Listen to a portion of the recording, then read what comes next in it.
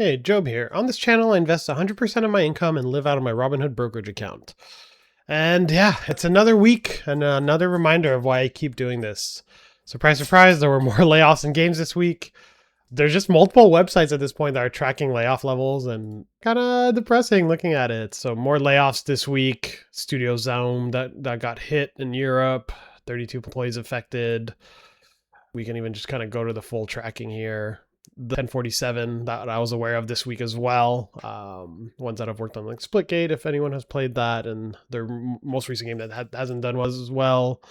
You can kind of see just the whole list here, which is kind of sad, honestly. Yeah, even IO, which came out with a 007 recently and did really good, but with Microsoft canceling one of their projects, that affected them as well.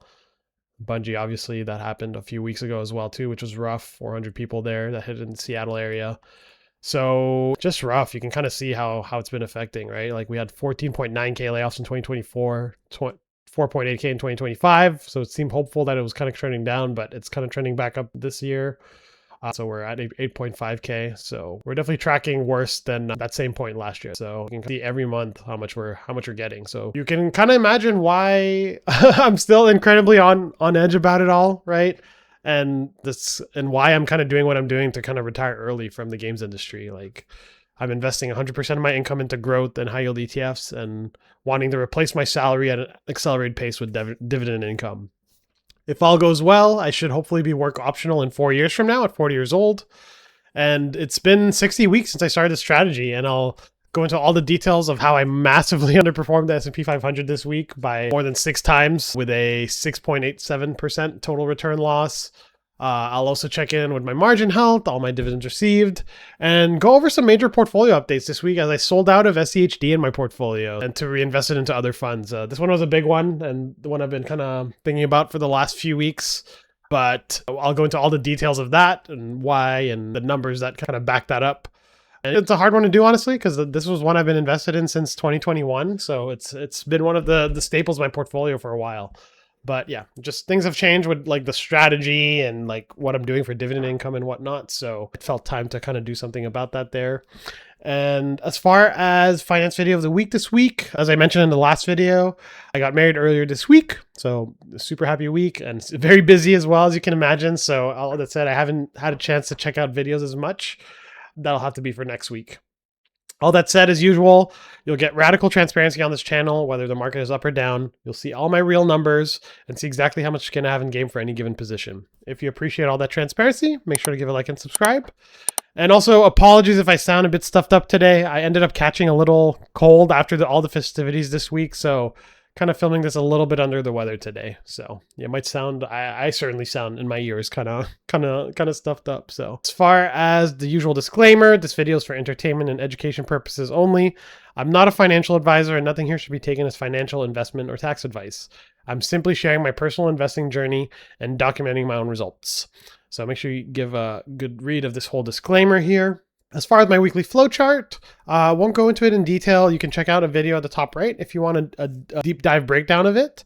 But if you want to pause and take a look, this is what I use week to week to basically invest 100% of my income and live out of the Robinhood brokerage account. And let's just get started. So if we pop over to Robinhood, so we see big red day on Friday, down 1.9% or 4.1K. Over the week was down a lot, 6.87%, like I said. So down 15.8K, quite a bit. If we compare that to VU, right, to kind of compare it to the S&P 500 and comparison, VU was down 1.05%. So yeah, almost a 6x underperformance really, which was rough. That will happen with the margin amplification, right? Like if we compare it to QQQ in comparison, like QQQ was down 3.85%. So a little less than double QQQM, right? So again, that's the danger of margin amplification, right? Something to really keep in mind. And it's risky, right? And it's not risk-free at all. Definitely assuming all of it. So we'll work to the downside and the upside. So on the month, definitely in the red, down 24.4K or 10.23% in the last month. So quite a bit. On the 3 months, still positive, so up 22.2K or 11.55%. Year to date, still positive as well, up 31.8K or 17.44%. And then if we go to all, up 38.9K or 22.2%. So ever since I transferred into Robinhood in July last year, essentially. So you kind of see how things have deteriorated over the last month, really. You can kind of see that little bit of a dip that's been happening over the last few weeks here. But honestly, not too worried about it just yet. Like for me, if anything, I'm kind of like, given that I am investing my stuff every week, right? Like I kind of get excited about buying the dip, and we'll just keep buying as it goes red, right? And then it'll just be all the more sweeter whenever there is a bounce back, right? So I kind of just see it as a sale day, right? Like I think anytime we see a sale in the store, we're excited, and then the stock market is the one place where like people, sometimes there's a red day and then they kind of get worried and might want to sell out. But I kind of have the opposite feeling I've built up over the years of just like, being excited for that sale and just buying on the way down, right? So that's how it's looking on Robinhood. If we pop over to my spreadsheet and take a look at a little deeper at all the numbers there. So if we add up all my positions together, right, that gives me a gross value of a 411.7K. So definitely a dip compared to last week. My margin has gone up significantly this week, up 197.6K of margin used. And we went a bit over that in the last video as far as some big bills coming out, right? So my Robinhood Gold card, which had a heavy month last month. And then also my home insurance that came in for my yearly home insurance. Now that I am not paying that out of my mortgage anymore, that helped lower my mortgage payment from $2,998 to $2,576. But then I'm having to pay my home insurance on my own and my property taxes. So I'd rather just handle those as bills and not give an interest-free loan to the mortgage loan company, right? So with that kind of gives me a net value of 214K, essentially. If we go over to my total profit here, so this includes realized gains, dividends, and all that against a margin value, I'm still up 96.3K if we factor in all the dividends received, right? So that's up 45.03%, which is great. On the unrealized gain side, just eking out a green here. It's probably next week if there's some more red days, we're going to turn red here, sitting at $2,484 gain, or 1.16%. And so definitely a lot of stuff turning red this week, right? So definitely excited to kind of keep buying the dip on anything that's kind of going red, right? So definitely this helps, along with like kind of looking at the find a dip tool on Snowball to kind of help determine what I might buy from on any given week. So you can kind of see there like what's hit in the red, right? DRAM got hit hard this week, or just kind of still in the red and kind of staying there. AVLV, new position here. We'll get into this later in the video, but this is one of the things I replaced SCHD by. BCAT, that is potentially another buy. YMAX ULTY, as I said, I'm not touching those, but those are back in the red. OVL, another new position you might notice. We'll get into that as well. Goop, this will be nice to kind of keep buying the dip on this with my YouTube income. And gold and copper still in the red there and trying to get out of there. GIX got hammered this week as well, and then Bitcoin got hit hard as well. So just a lot of red overall, but a lot of buying opportunities as well, which is exciting. As far as how things are split between growth and high yield income, you'll notice that growth is quite a bit lower this week, just because a portion of that has been transferred to high yield income, right? So 84.1K is in growth now, so 44%, and 227.5K is in high yield income, or 55%. So a little bit of a conversion there. And that's partly of what happened with the sale from SCHD. It basically got invested in both AVLV and OVL. And again, I'll get into that. I might as well just actually get into it now, actually. So let's just take a little detour here, since we're just talking about it, right? So I actually posted about it on the Discord if you're on there. And if you're not, you can join through either the YouTube membership or the Patreon membership for $3 a month. And I give an early heads up about all my trade alerts. Great little community that we have here where we go back and forth with tons of people and get to learn from tons of people and their different portfolio setups. A great little community that we have. But I gave a big update on the big rebalance I did earlier in the week. So I basically sold the 52K of SCHD I had. So sold it for a pretty sizable gain. So 26.94% or 11K, or after dividends, 14.9K or 34.48% total return gain. Like I said in the beginning of the video, it's actually one of my longest held positions, right? I've been holding this since 2021. But at the end of the day, I kind of wanted to reinvest in funds that would at least match the market. And SCHD has definitely been lagging, right? Just being more invest in value funds. But decided to, one, I want to match the market better. And then also two, I think there was other ways to kind of still target value, but without necessarily just targeting dividend funds, right? So I ended up buying 14.3K of OVL. So originally, my kind of crazy plan was to sell SCHD, sell VU, because VU I was kind of holding that as dollars for any of the rent income that I have, right? I want to kind of keep it in that one fund, just kind of match market with that and all that.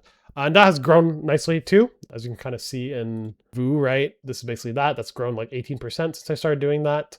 It was kind of dumb to like, I wanted to basically split the SCHD into VU and then AVLV, but it didn't make sense to sell VU and then rebuy it again. So what I ended up doing is kind of just keeping VU intact, and then SCHD I split into AVLV.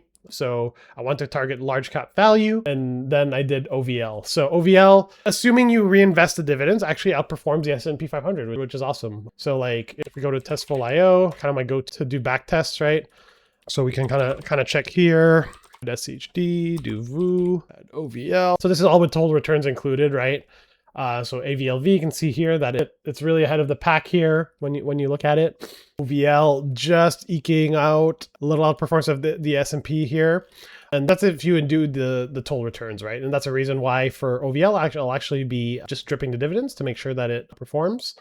But if we even like take these out to just to compare like without dividends, you can kind of still see how that ends up, right? So OVL wouldn't perform with the dividends reinvested, right?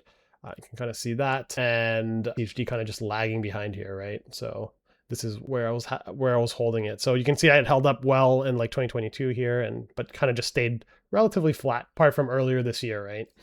So the plan there is to keep OVL on drip so it can keep outperforming the S&P. And as dividends come in, so in the short term, so let those dividends drip, but also just kind of take out that amount on margin for house savings in the short term.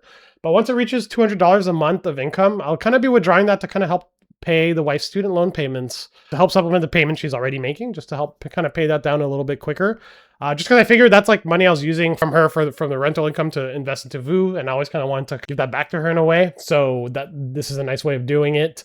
So that's what OVL will be for. So any rent income I get every month, I'll just be throwing that into there and supplementing that. And then it's also dripping onto itself, so it will help just keep that engine going.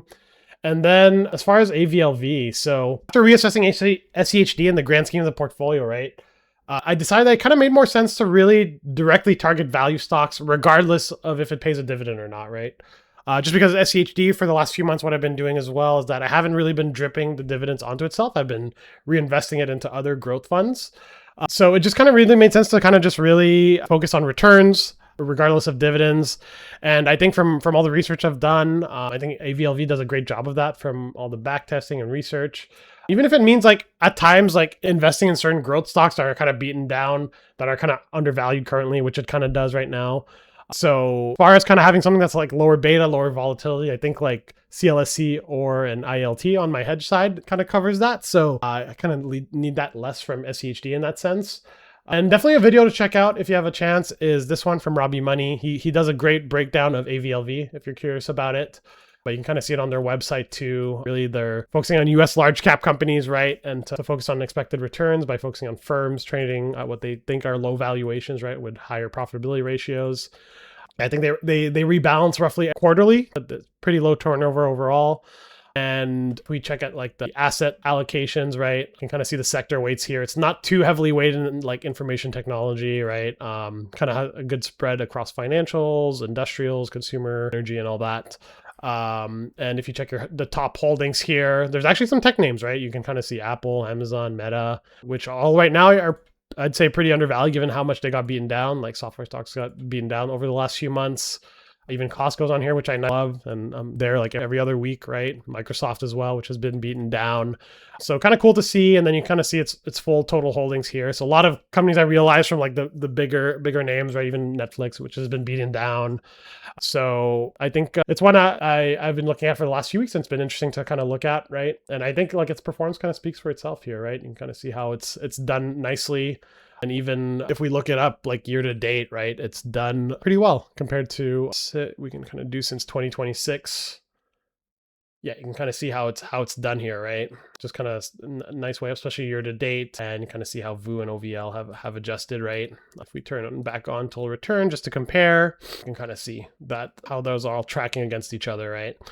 So there's a lot more beta for AVLV compared to SCHD, right? So 0.90 compared to 0.64, right? But like, as I mentioned, I'm kind of more looking at like CLSE or IALT for kind of the lower beta stuff in the hedge and the portfolio. So I want to kind of make that capital work harder and kind of get some better returns, right? So that's why I kind of rebalanced there. And then a little shout out to Foxhound and JG3, who have been kind of like harping on me for SCHD for the last little while. It kind of made me reassess it. And I think it's never a bad thing to kind of reassess and rebalance things accordingly. I think like when I invested into dividend growth back in the day, it was just what I was doing back then. But I think like with kind of the change to the high yield income, that kind of changes a lot. Like I wasn't really taking any of that income anymore, right? So I think for the growth side of my portfolio, if it makes sense to kind of really focus a little bit more on growth, right? And not kind of split it between growth and dividend growth. So not to say that I don't like SCHD anymore. I think depending on your goals and your portfolio composition, it could still be a good thing to have. But for me, I think stuff has just kind of shifted and would rather just not focus on it right now. That's how I'm kind of changing up all that. But again, that's changed up stuffs here. So like a little bit of the growth got transferred over to high yield income. So we'll see. Maybe one day I will transfer all the growth to high yield income just to really boost up that income. But we'll see. For now, still holding on to my growth stuff on that side to kind of really offset NAV erosion and things like that. But as far as my margin health this week, sitting at all the same numbers that we mentioned, right? If you take my 25% blended margin maintenance, apply that to the gross portfolio value, you get 102.9K. So this is what my portfolio would have to fall to basically hit a margin call, right? So that's a 111.1K buffer between the net portfolio value and the margin maintenance number. So if you check on Robinhood, that's roughly this number, 51.91%, right? But like I said, I always kind of pay attention to the gross portfolio value margin buffer, right? Because this is all the money that's at play in the market. So if that falls 26.99%, that would bring to a margin call, right? So I was kind of keeping an eye on this. So this has kind of gone down quite a bit this week with the big bills coming out and then also the market being hit, right? So my buying power is sitting at 80.2K. So you get that by doing your margin total minus your margin used. And then also the cash available for withdrawal, that's roughly half that amount of the buying power. So 40.1K.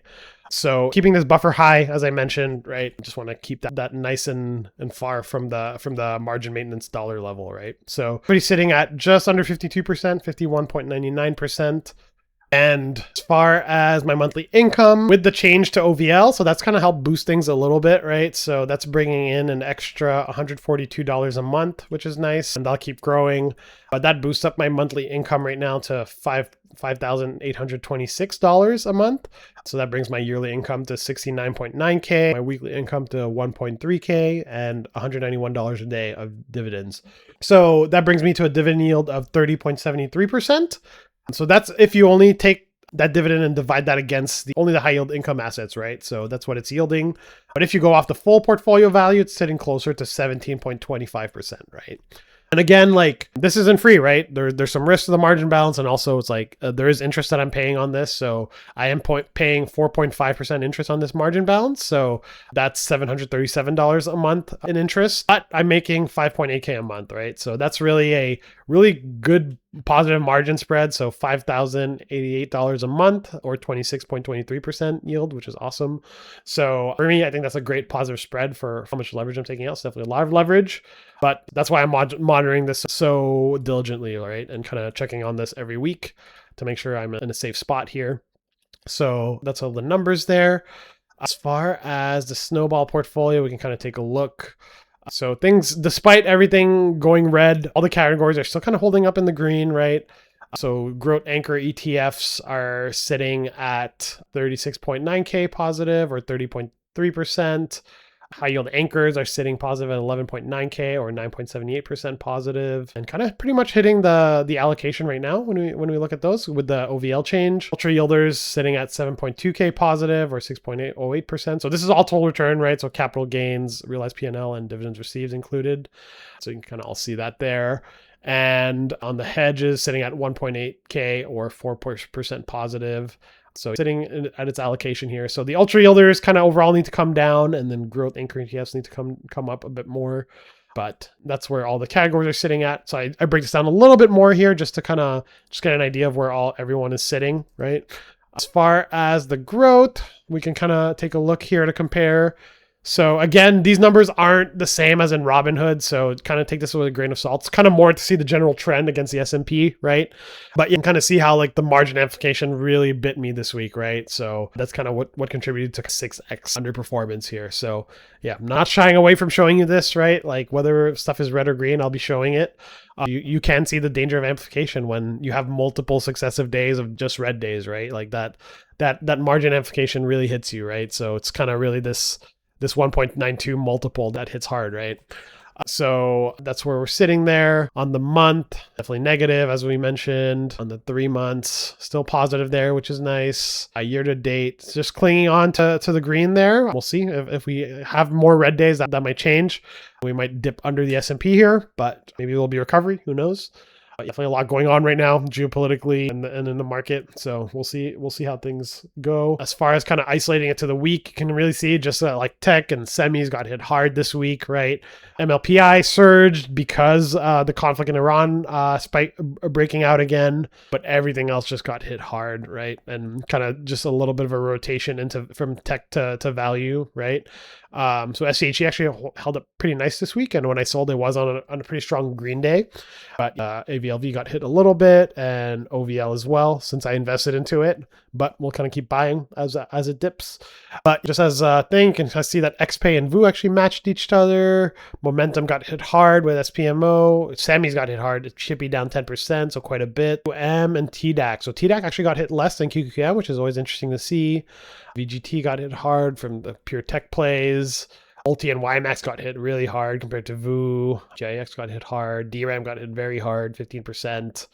So you can kind of see the spread there. It was just a rough week overall. Just got hit hard across multiple facets of the portfolio. BTCI somehow gained a little bit though, which is interesting to see. But that's how the heat map's looking. As far as dividends received this week, we're trending towards kind of roughly getting 5.8K this month, which is awesome. This week got a little over 1.1K essentially. So got $44 in blocks on Monday at 39%, $27 from GIX at 25%. TDAQ got a big $337 dividend at 17% on Wednesday. And then Chippy at $382 at 43%. And then KCOP at $89 at 16%. $171 from ULTY at 63%. And $113 from YMAX at 50%. Goop, this is next week, just error here from Snowball's part.